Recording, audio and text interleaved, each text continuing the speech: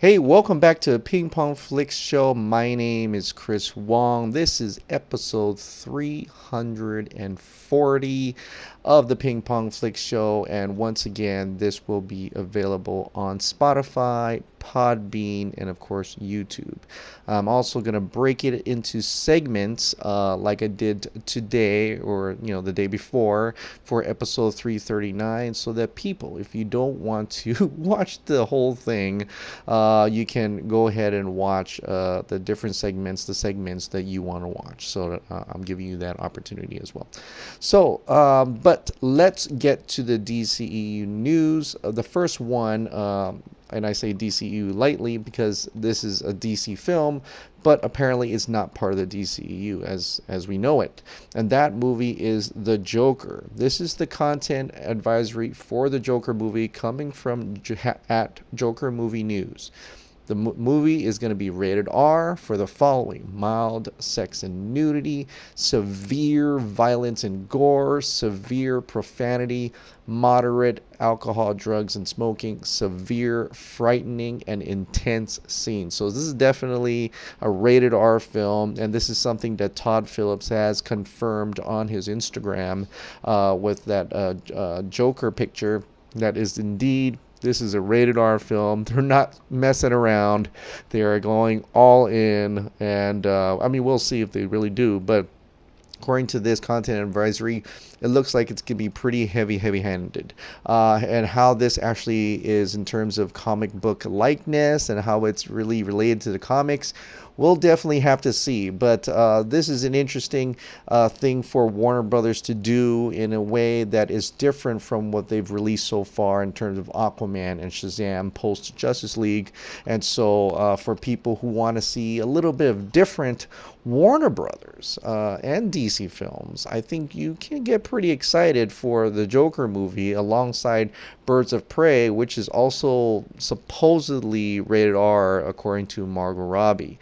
And if this is an indication, that route is going to be going. But I gotta say, if Warner Bros. Is pretty reactionary, if Joker doesn't do good, it's going to scare them. But hopefully, with the new news today of a certain somebody in the captain's chair, if you will, we'll get some really good content out of Warner Brothers and DC.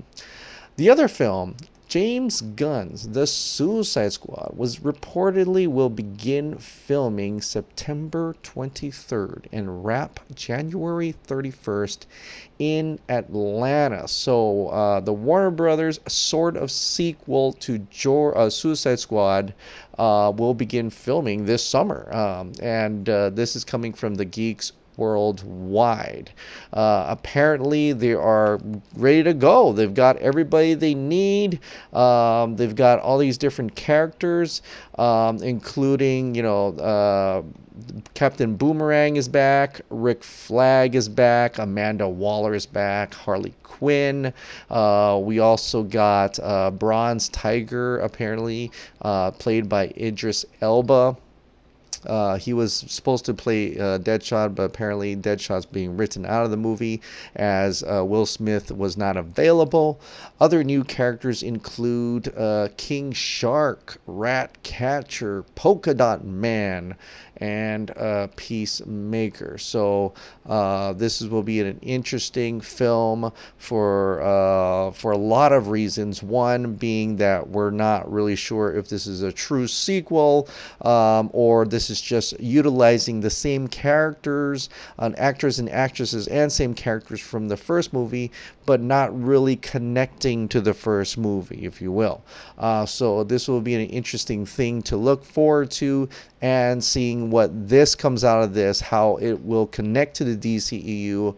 It maybe kind of gives us an idea to how even Wonder Woman will connect as well. Of course, this movie comes out after Wonder Woman 1984, so we'll see how far we can get. This is going to come out in August 6th of 2021. It's quite a bit away, and which is interesting because they're going to shoot this summer. There's going to be, hopefully, there's probably going to be a lot of reshoots here and there, which is, what they usually do. But it kind of shows you maybe do they really have something more planned out along the way in order to get to shoot this early and to release it later and be sure that this is the story they want to tell? So what makes me believe that this is going to be a very, very close story. It will have no effect on anything outside of this little story and being a standalone type of story, kind of like the DC animated movies that Warner Brothers and DC have been putting out. It's like a singular stories, standalone stories. They have a few different connections, but for the most part, it's just its own movie. It's its own story. So that's what I'm thinking anyway. So that's James Gunn's The Suicide Squad for anybody who is interested to know when that's starting to film. Okay, now on to the big story of the day. This is a big one. Now we've been talking about so long about Kevin Tsujihara. And I did a video yesterday on Toby Emmerich and how we should get rid of him and things like that, and that there is no real head right now. Well, today Warner Media, and it was also a Variety exclusive, announced that Ann Sarnoff, Ann Sarnoff, named chair and CEO of Warner Brothers. She's taking the place of Kevin Tsujihara, who was ousted by the own company because of his scandal. So this is a really big news because this is probably going to determine where we're going to take this Warner Brothers and all the movies and franchise, Warner Media, TV, film, gaming, theme parks, things like that. And I'm wondering if part of this is part of the announcement later that Bad Robot Productions have indeed taken in to Warner Brothers because they weren't really happy with Kevin Tsujihara either. And so one of the stipulations was that Kevin Tsujihara had to be out before they even consider being part of Warner Media Group. So with that in mind, Warner Media announced this, and I'm going to read you this a little bit from this excerpt on Warner Media. Warner Media CEO John Stankey today announced the appointment of Ann Sarnoff as the new chair and CEO of Warner Brothers. Sarnoff, who is currently president, BBC Studios Americas, formerly BBC Worldwide Americas, brings more than 30 years of diversified business and media experience to the role of overseeing worldwide operations at Warner Brothers, including the production, marketing, and distribution of film, television, and interactive entertainment. John Stankey said this: "I am delighted Ann is joining the Warner Media team and excited to work side by side with such a talented and accomplished individual. She brings a consistent and proven track record of innovation, creativity, and business results to lead an incredibly successful studio to its next chapter of growth," said Stankey. "Ann has shown the ability to innovate and grow revenues and has embraced the evolution taking place in our industry. I am confident she will be a great cultural fit for Warner Media and that our employees will embrace her leadership, enthusiasm, and passion for our business." Sarnoff comes to Warner Bros. With an established track record spanning an array of prominent media and entertainment businesses, from Viacom to the NBA to Dow Jones to the BBC. Her vast knowledge from this range of experience puts the company in the hands of a seasoned, successful executive that is keenly aware of the continuous need to innovate. A widely admired leader, she has full appreciation and respect for the creative process and has worked in close collaboration with talent and business partners for many years to develop effective engagement strategies for global audiences. It is a privilege to join a studio with such a storied history. Warner Brothers has been an industry leader for decades and is known for creating many of the most iconic film, television, and gaming properties, said Sarnoff.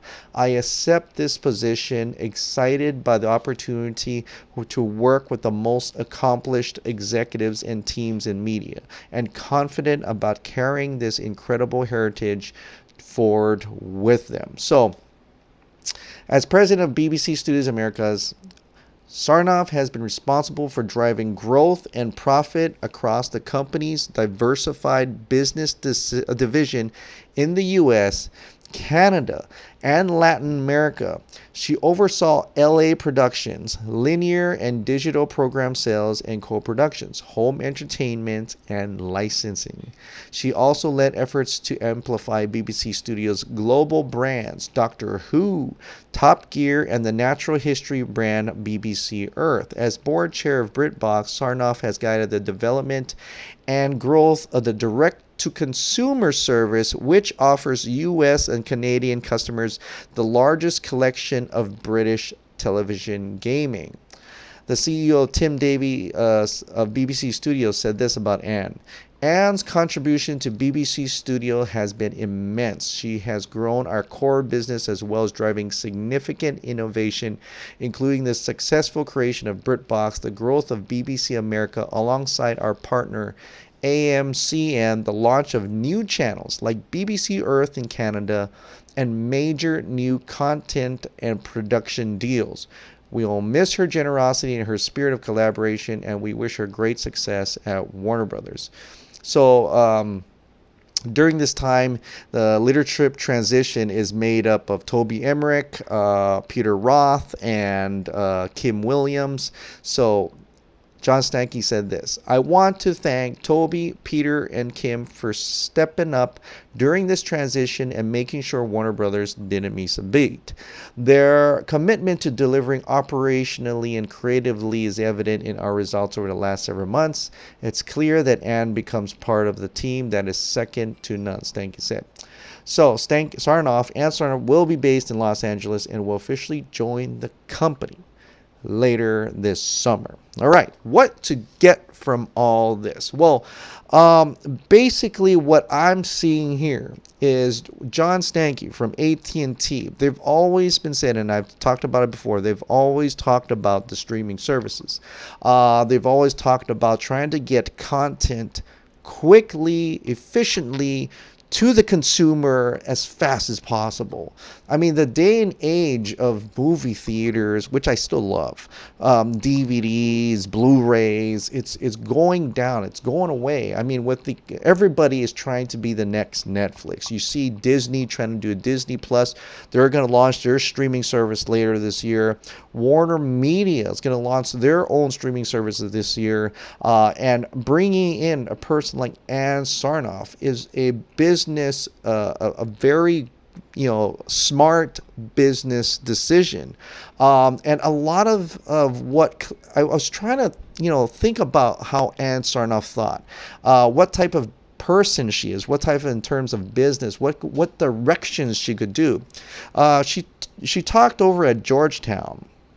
And it was a little conference, like a panel in discussion about herself, as it's about women in industry a little bit and how she became successful as a woman, and which is a great thing for Warner Brothers. I mean, this is kind of historic for Warner Brothers. In over 100 years, they've never had a woman in charge, and I think this is actually a very good and decision and a very good thing that could happen to have that opportunity spread to women, and seeing that someone like herself could become and lead this studio.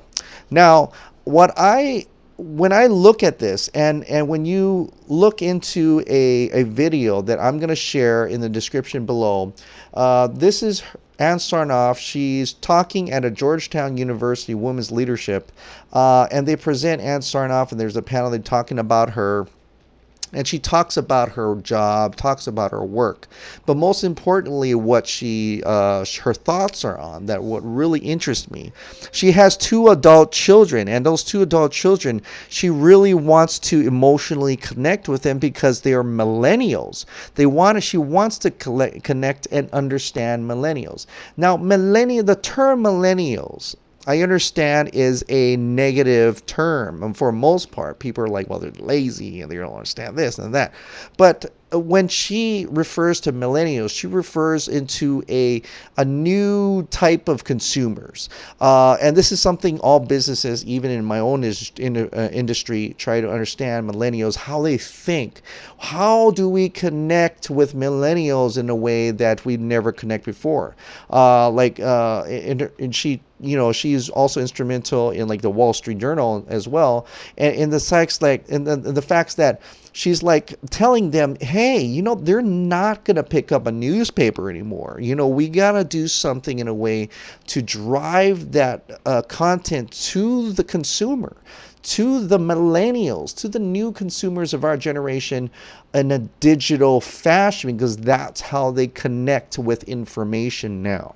They want to look at things digitally. They want to get that content digitally. Sorry, I don't know where I'm going with this. But that's how they want to do.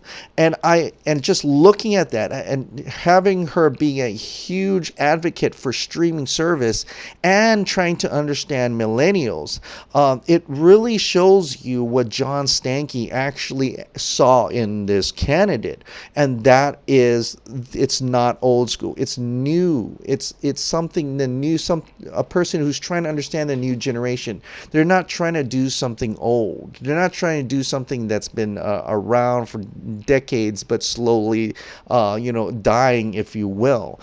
They're trying to innovate through technology.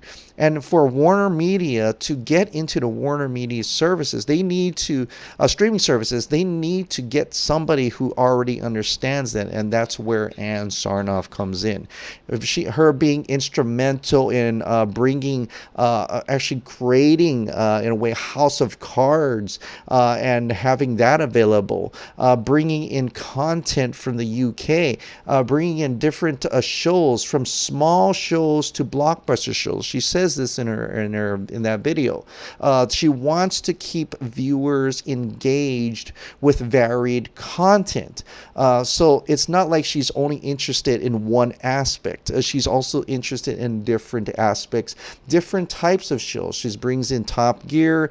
She brings in Dancing with the Stars. She brings in House of Cards. Sherlock Holmes, Doctor Who.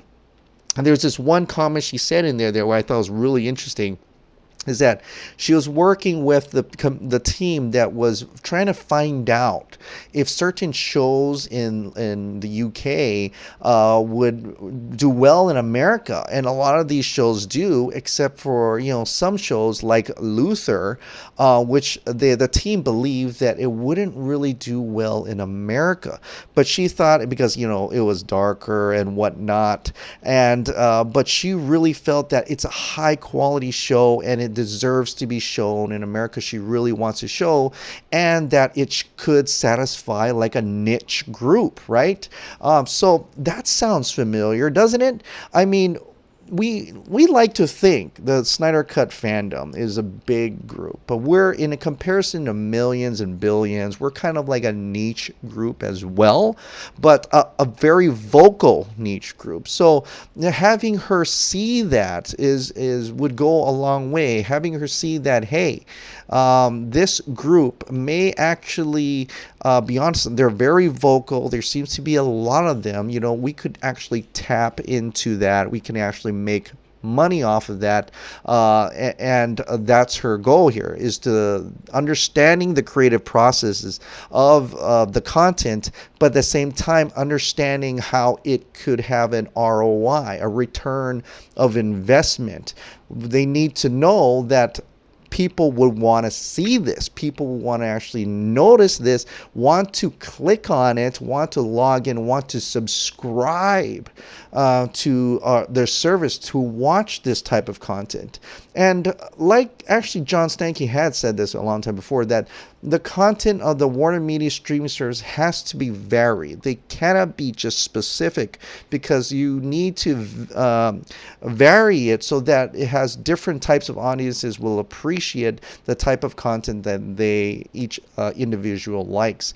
And so having her say this in that little Georgetown University panel is refreshing. I think I really like how she said that, and the way she's trying to understand the creative process, knowing what people want, and also knowing that there are niche groups out there that will want smaller shows and blockbuster shows, high quality and not so low quality. She even calls it generic, but it still serves its purpose. Is really refreshing to hear. That is different from like a man like Kevin Tsujihara, who was just really in an accountant background, if you will. So I like that she has that experience, and I think this will actually work well for the movement, Snyder Cut movement, and for Warner Brothers and Warner Media in general. For any type of content you want to see out there, I think she seems to be willing to work with the creatives. She understands that we have to be creative as well, and that she wants to get to know the audience.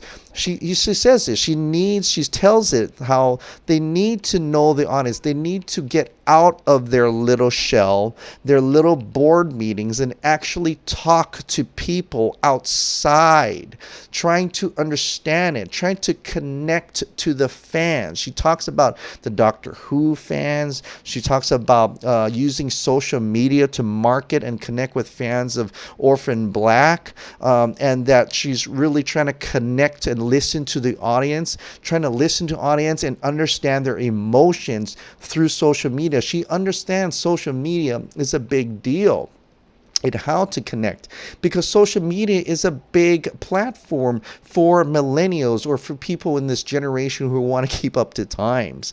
And with that being said, what we're doing now is actually a very good way to get to her, because she wants to understand people who connect through social media. She wants to understand people who want content quickly.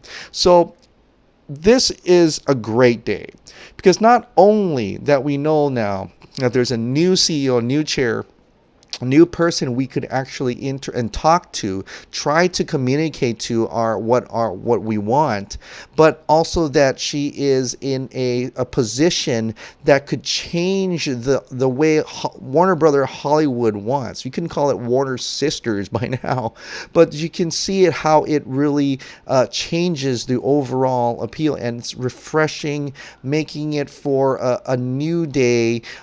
Actually understanding creatives, even emotionally understanding possibly auteur filmmaking. This is a big step, and hopefully a step in the right direction of including auteurs and not just trying to make it a massive amount of money and not trying to look at Marvel. She'll do that too, but there's also a segment. There's also other parts of the industry that needs attention as well. She wants varied content, and I think this is a great way for Justice League, the Snyder Cut, to come out.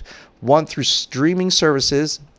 She can get 200,000 subscribers right on the fly, and possibly many more when they watch it. But one of the great things that happened today was Business Insider, a Twitter account that had over 2 million followers, actually kind of picked up on today's news with Ann Sarnoff.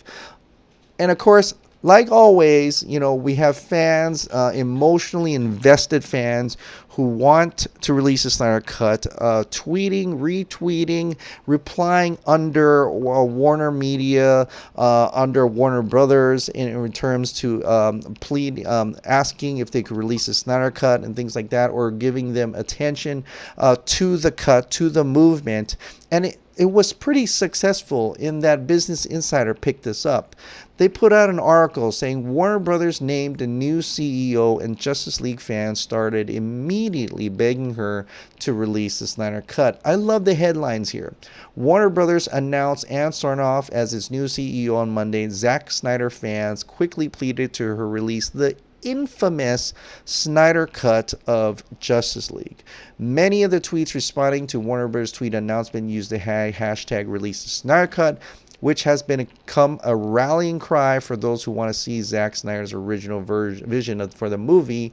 The campaign is still alive, well, a year and a half after the movie's release. This information here, he wrote this, Travis Mark, even got a snapshot of the people, of fans that I know on the Twitter website, and showing that how much the movement has made so far and things like that. Although I wish they kind of showed that it's half of it's going to the suicide prevention, but that's all right. It's a great way to get it out to the masses, right? We've been talking about this, how to get more people on our side, how to educate the public, how to get it out there more, how to drive that interest up.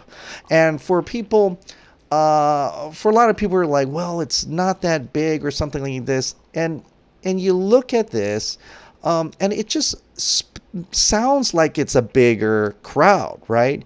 And it really is. I mean, just having him say infamous, it's not mythical. It's not some type of Snyder Cut. I don't know what he means. What is a Snyder Cut? You know, he knows what that means. It's like it's in the public eye in a way, and through social media, people know, and through social media, what release a Snyder Cut. You know, even haters will keep coming in and try to, you know, spend I don't know what type of time they have on their hands just to hate on it, but even they know it exists. It's real. It's something, and a lot of people are asking for it. It's out in the tweet. Ann Sarnoff may even know about it by now, right?